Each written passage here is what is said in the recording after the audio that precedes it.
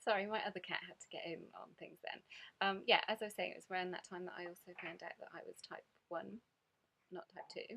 And so that was when I was like, okay, I seriously have to do more research into this, and came across Gabriel Cousens' book. The reason that I'm particularly keen to follow his methods is because he's worked more successfully with type 1 diabetics than anybody else that I've come across. Within 3 weeks, all of the type 1 diabetics that he's worked with have at least reduced their insulin usage by 70%, most or more, and some have come off it completely, just in 3 weeks. And then others over a longer period of time have also come off it completely. So, and he's a somebody with a medical doctor background, and just the detail that he goes into in his book. I'm not sure if I've shown you how wide it is, but it's a big beast of a book, and I just really feel that he does know what he's talking about. And so he talks about the importance of, even after the juice fast, to go on a calorie restricted diet. Now, as he really clearly points out, this doesn't mean that I have to be on a really low calorie diet. He recommends somewhere between 1,500 to 2,000 calories. But also, and this is the thing that I'm interested to find out and see if it's true, is that with raw food, because you're getting so many more nutrients and you're absorbing so many more nutrients, you don't need as many calories to feel energized. So I'm looking forward to experimenting with that after Sunday, because I definitely find from my own experiences and experimentation that calorie restriction is probably going to be an important part of this. The other thing that I might try is there's obviously the 5-2 sort of way of eating that's quite popular at the moment.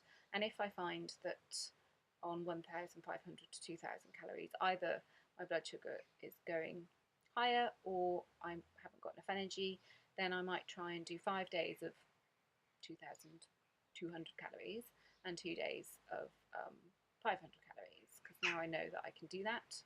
Having almost done it for 7 days solidly, I'm sure I can pop in 2 days in the week to do that as well. So that's going to be part of my ongoing experimentation around calorie restriction.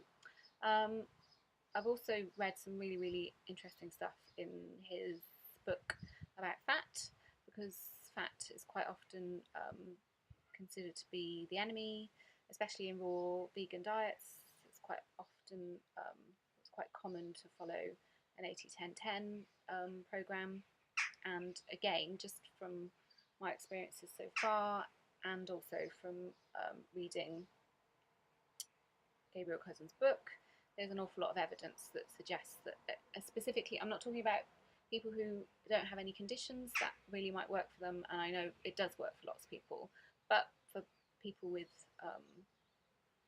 diabetes, autoimmune conditions, inflammatory, responsive or reactive conditions, I'm increasingly starting to believe that fat isn't the thing that we should be crazy about cutting out.